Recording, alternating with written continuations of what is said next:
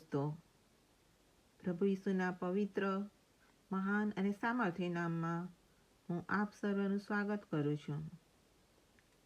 આજે આપણે જોઈશું યોહાનને લખેલી સુવાર્તા, 1 અધ્યાય 1 થી 5 કડી. આદિ એ શબ્દ હતો, અને શબ્દ દેવની સંગાતે હતો, અને શબ્દ દેવ હતો.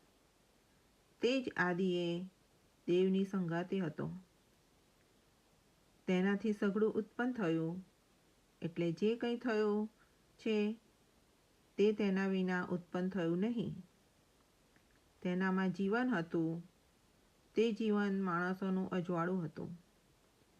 તે અજવાળું અંધારામાં પ્રકાશે છે, પણ અંધારાએ તેને સ્વીકાર્યું નહીં.